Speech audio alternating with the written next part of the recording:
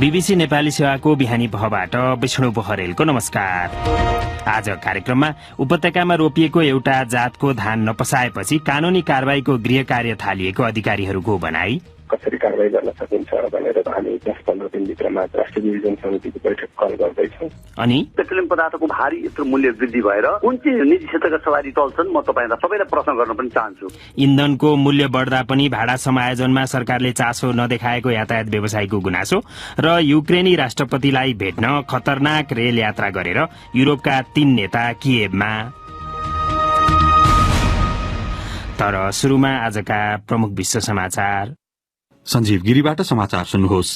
रूसी फौजको आक्रमण जारी रहेकै बेला किएभसम्म यात्रा गरेका पोल्याण्ड, चेक गणतन्त्र अनि स्लोभेनियाका प्रधानमन्त्रीहरूलाई युक्रेनका राष्ट्रपति भोलोदिमिर जेलेन्स्कीले धन्यवाद ज्ञापन गरेका छन्। उनले कठिन परिस्थितिमा युक्रेनको राजधानीसम्मको यात्रा निकै प्रशंसनीय कार्य रहेको बताए।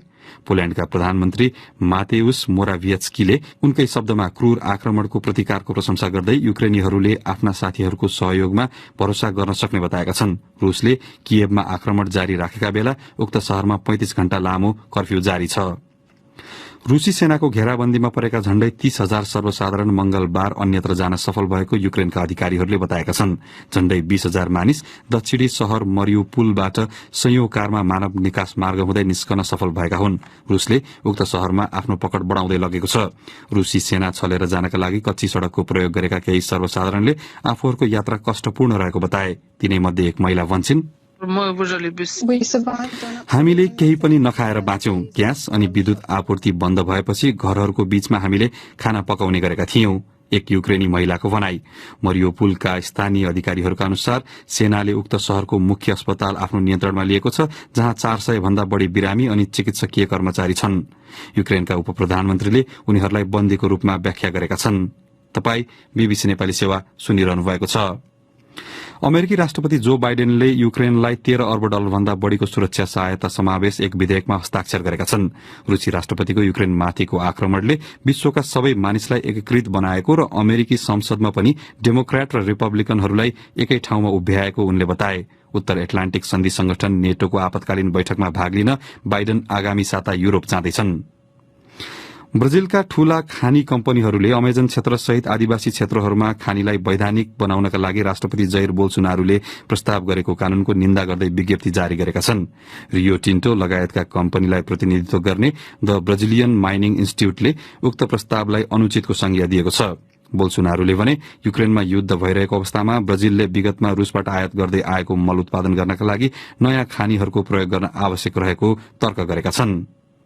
र अमेरिकी प्रसारक फक्स न्यूजका एकजना वरिष्ठ क्यामेराम्यान र अर्का एक युक्रेनी पत्रकारको किएभमा भएको बन्दुक आक्रमणमा परेर मृत्यु भएको छ। उनीहरू सवार गाड़ीमा गोली प्रहार गरिएको थियो। रूसले युक्रेनमाथि आक्रमण शुरू गरे यता हालसम्म 5 जना पत्रकारले ज्यान गुमाएका छन्।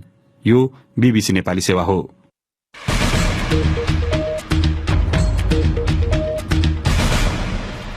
बिहानी पहमा पुनः स्वागत छ। चीनबाट ल्याइएको वर्णशंकर DY28 जातको धान नपसाएपछि उक्त धानको बिउ आयातकर्तामाथि कानूनी कारबाही गर्ने गृह कार्य थालिएको अधिकारीहरूले बताएका छन्। धान नफलेपछि काठमाडौँ उपत्यकाभित्रका पीड़ित किसान क्षतिको 100% पूर्ति हुनुपर्ने माग गर्दै आन्दोलन गरिरहेका छन्। अधिकारीहरूले उक्त धान नेपालमा परीक्षण सहित सिफारिश गरिएको भए पनि त्यसको अनुमति काठमाडौँ उपत्यकाका लागि नदिएको र एउटा बिउ भन्दै उक्त कम्पनीले अर्को बिउ बेचेको समेत पाइएको प्रारम्भिक छानबिनमा देखिएको बताएका छन्। प्रदीप बस्यालको रिपोर्ट। काठमाडौँ उपत्यकाभित्रको झण्डै 8,000 रोपनीमा लगाइएको धानमा त्यस्तो क्षति पुगेको देखिएको सरकारी अनुमान छ। बिउ तथा जातीय गुणका कारण त्यस्तो क्षति पुगेको बताउँदै कानूनमा त्यसको क्षतिपूर्ति आयातकर्ताबाट हुनुपर्ने व्यवस्था रहेको अधिकारीहरूको भनाइ छ। उनीहरूले अबको 2 साताभित्र राष्ट्रिय बिउ बिजन समितिको बैठक डाकेर कुन स्वरूपमा कारवाही गर्ने भन्ने टुङ्गो लगाउन लागेको बताएका छन्। सो समितिमा सदस्य सचिव समेत रहेका बिउ बिजन गुणस्तर नियन्त्रण केन्द्रका प्रमुख वेणु प्रसाद प्रसाई, अहिले आएर आयातकर्ताले क्षतिपूर्ति दिन भनेको अवस्था हो। जुन जात भनेर चाहिँ उहाँहरूले ल्याउनु पर्ने त्यो जातमा ल्याएर अन्य जात लिएर आएको भन्ने हिसाबले चाहिँ अगाडि बढेको छ। हामीले उहाँहरूलाई चाहिँ कसरी कारवाही गर्न सकिन्छ भनेर सम्भवतः हामी 10-15 दिनभित्रमा राष्ट्रिय डिभिजन समितिको बैठक पनि कल गर्दैछौँ। डीएनए फिंगरप्रिन्ट भनिने धानका जातहरू पहिचान हुने प्रक्रियाको प्रारम्भिक नतिजामा आयातकर्ताको एउटा भनेर अन्य बिउ ल्याउने छली पुष्टि भइसकेको अधिकारीहरूको भनाइ छ। तर यो नेपालको हावापानी नछुवाएको धानको जात चाहिँ नरहेको बताउँछन् पुनः बिउ बिजन गुणस्तर नियन्त्रण केन्द्रका प्रमुख बेनु प्रसाद प्रसाई। को सबै प्रक्रियाहरू पुरा गरेका छ, तर हामीले आयात अनुमति पत्र उहाँलाई चाहिँ काठमाडौँ उपत्यकामा बेचबिखन गर्ने भनेर चाहिँ दिएको होइन। तराई तथा भित्री मधेसमा चाहिँ त्यो सिफारिस भएको हिसाबले सिफारिस क्षेत्रमा यस्तो आयात कारोबार गर्न आयात अनुमति पत्र जारी गरेका छ। समितिमा प्रतिवेदन पेश भएर दोषी करार भएको खण्डमा आयातकर्ता कम्पनीलाई बिउ बिजन ऐन र उपभोक्ता संरक्षण ऐन अनुसार कारवाही हुने बताइन्छ। त्यस्तो स्वदेशी कम्पनीलाई सधैँका लागि बिउ ल्याउन रोक्न सकिने र विदेशबाट पठाउने कम्पनीका हकमा उसका सबै खाले बिउमा प्रतिबन्ध लगाउन सकिने व्यवस्था रहेको छ। उक्त बिउको आयातकर्ता काष्ठमाण्डव ट्रेड पोइन्टले सुरुमा प्रतिरोपनी 2250 रुपियाँ क्षतिपूर्ति दिन सहमत भए पनि प्रभावित 13 मध्ये 2 पालिकामा त्यो वितरण भएपछि अन्यत्र रोकेको अधिकारीहरूले बताएका छन्। नयाँ धान रोप्नु अघि लगातार 2 खेप विभिन्न हावापानीमा परीक्षण गराएर त्यसको मूल्याङ्कनका आधारमा अनुमति दिने व्यवस्था छ। प्रदीप बस्याल, बीबीसी काठमाडौँ। अर्को प्रसंग, सरकारले यात्रुवाहक सार्वजनिक सवारी साधनको भाडा समायोजन नगरे चैत 8 गतेबाट आफै नयाँ भाडा लागू गर्ने चेतावनी दिएका यातायात व्यवसायीले हालसम्म सरकारबाट भरपर्दो आश्वासन समेत नपाएको बताएका छन्। पछिल्लो पटक गत साउनमा भाडा समायोजन भए यता पेट्रोलियम पदार्थमा प्रति लिटर 29 रुपियाँसम्म मूल्य वृद्धि भइसकेकाले आफूहरू उच्च मारमा परेको उनीहरूको भनाइ छ। यसै सन्दर्भमा हामीले नेपाल यातायात व्यवसायी राष्ट्रिय महासंघका महासचिव सरोज सिटौलालाई सम्पर्क गरी सबैभन्दा पहिले सरकारी निर्णय नआउँदै आफै भाडा बढाउने चेतावनी किन दिएको भनेर सोधेका छौं। श्रावण महिनाबाट फागुनको 19 गतेसम्मको पेट्रोलियम पदार्थको उच्च मूल्य वृद्धिलाई मध्यनजर गरी पटक पटक सम्बन्धित निकायमा छलफल गर्यौं, ध्यानाकर्षण गरायौं। धेरै पटक ध्यानाकर्षण गराउँदा पनि ढुङ्गनलाची महासंघको केन्द्रीय कमिटिको बैठक बसेर गएको 25 गतेलाई चाहिँ सरकारले पेट्रोलियम पदार्थको यो भारी मूल्य वृद्धिलाई विभिन्न विकल्प सहित निकास निकाल्नुपर्छ हैन। यदि अब विकल्प सहितका निकासहरू निकाल्न सक्दैन, पेट्रोलियम पदार्थको मूल्य वृद्धिलाई फिर्ता लिन सक्दैन, फिर्ता गर्नै पर्छ भन्ने हाम्रो कुरा थियो। तपाईहरुले प्रस्तुत गर्नुभएका विकल्पहरू चाहिँ के छन्? विभिन्न विकल्प भनेको राज्यले दिन दिइरहेको ट्याक्सहरू घटाउने हैन, चुहावट घटाउने, प्रशासनिक खर्च घटाउने, सार्वजनिक सवारी साधनलाई पहिलो प्राथमिकता राख्ने, प्राइभेट गाडीलाई विलासिताका सवारी साधन तिनलाई अन्य ढंगबाट बेसी लगाए पनि हुन्छ। तर सार्वजनिक सवारी साधन भनेको सर्वसाधारण र मध्यम वर्गले चढ्ने भएको हुनाले, अत्यावश्यक सवारी साधन भएको हुनाले यो पनि हामीले विकल्प सरकारलाई दियौं। सवारी साधन अब चल्न सक्दैन। असार 27 गते जुन निर्णय भयो, 9-10 वर्षको भाडा जुन समायोजन भयो, त्यस पश्चात अहिले पछिल्लो अवस्थामा जुन पेट्रोलियम पदार्थको 8-9 पटक पेट्रोलियम पदार्थको मूल्य वृद्धि भयो, त्यो भनेको सरकारले बनाएको 2065 सालमा बनाएको वैज्ञानिक भाडालाई दुईटा बेसमा वैज्ञानिक भाडा बनेको थियो। 65% वार्षिक रूपमा समायोजन हुने, त्यो भनेको सवारी साधनको कर, सवारी साधनको जुन मूल्य, मोटर पार्ट्स, लुब्रिकेट, टायर, भन्सार अनि ब्याङ्क ब्याज, त्यसका 13वटा इन्डिकेटरहरू छन्। 13वटा इन्डिकेटर मध्येमा 12वटा त्यो वार्षिक रूपमा जान्छ। एउटा चाहिँ 35% पेट्रोलियम पदार्थलाई आधार मानेको थियो नेपाल सरकारले नीति बनाउँदा। पेट्रोलियम पदार्थको 35%मा 5 रुपियाँ भन्दा तल गयो भने त्यो त घट्ने, बढ्यो भने भाडा बढ्ने। यो स्वचालित प्रणालीको बारेमा चाहिँ बारम्बार लागू गर्ने भन्दा पनि यो लागू हुन नसक्दाखेरि यो सबै समस्या आइरहेको छ भनिन्छ।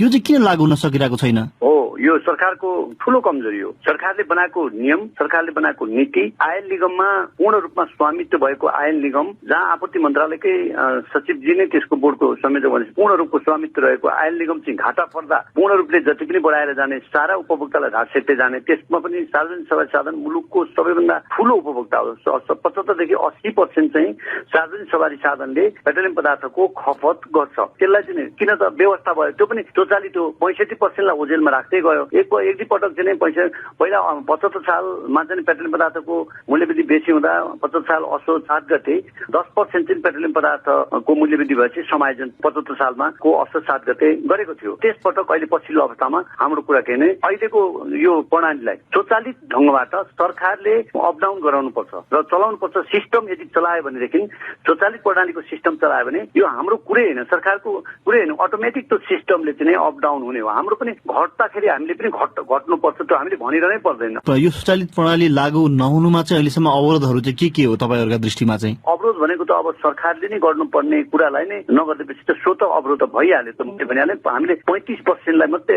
पुरा गरेको छौँ। 8 पटकको मूल्य वृद्धि भयो। अहिले पर लिटर 29 रुपियाँ पेट्रोलियम पदार्थको मूल्य वृद्धि भएको छ। त्यसकारणले त्यो सवारी साधन चल्न सकेन। नसकेपछि सरकारले नै बाधा अर्को फुकाउने हो नि त। आयल निगम र सरकार भनेको एउटै हो। पेट्रोलियम पदार्थको नाममा वार्षिक रूपमा 7-8 वटा शीर्षकमा कर लगाइएको छ। वार्षिक रूपमा अनुमानित 1 खरब सरकारी करमा आयल निगमबाट चाहिँ कर तिर्नुपर्छ भनेको छ। हो, यस्तो कुरालाई कटौती गरेर सार्वजनिक सवारी साधन, सर्वसाधारण जनताले चल्ने सवारी साधनलाई अनि कुनै किसिमको पनि सब्सिडी दिन सक्दैनन्, केहीमा छुट दिन सक्दैन। अनि यसको भार चाहिँ नेपालको यातायात क्षेत्रले ट्रान्सपोर्ट लिएर जनताले बोक्नुपर्ने भने कहाँको न्यायोचित कुरा हो? तपाईँहरूले प्रस्तुत गरेका विकल्पमा चाहिँ तपाईँहरूको छलफलको क्रममा चाहिँ सरकारले के भनिरहेको छ? सरकारले के भन्छ भने साह्रै जेन्युन विकल्पहरू ल्याउनु भयो, साह्रै राम्रा छन् जेन्युन कुराहरू। तपाईँहरूलाई असाध्यै ठुलो मार्का परेको छ सरकारको तहबाट, त्यो भनिन्छ।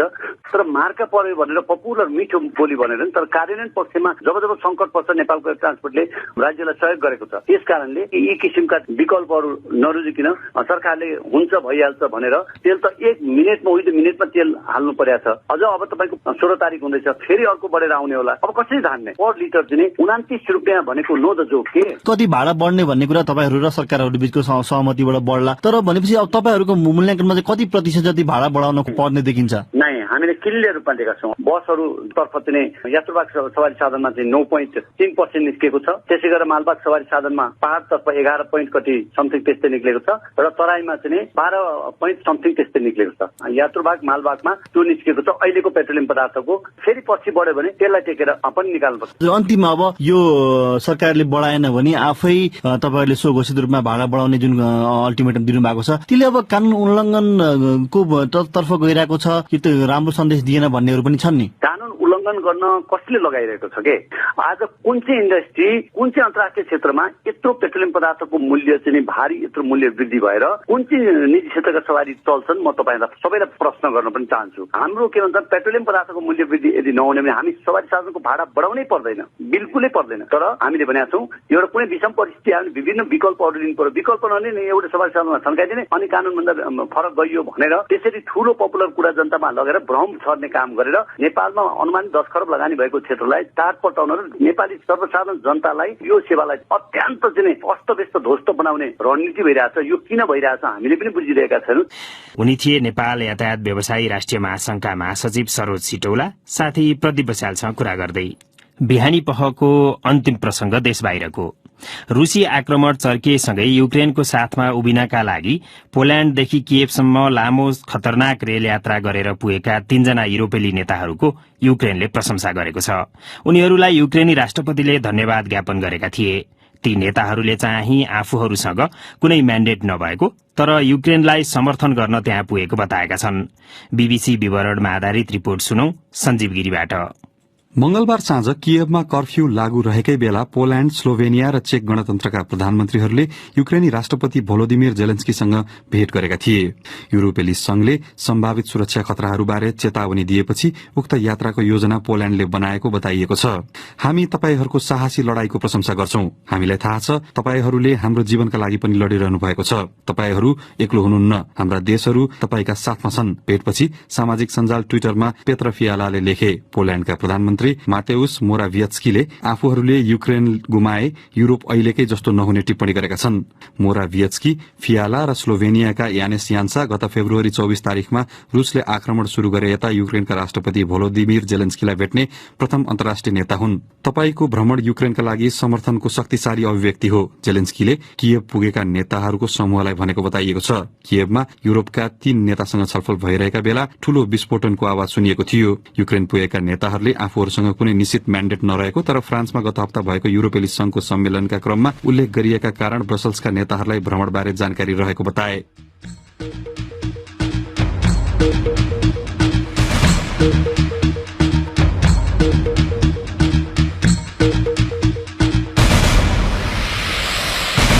यसका साथै बीबीसी नेपाली सेवाको बिहानी पह यही सकिन्छ।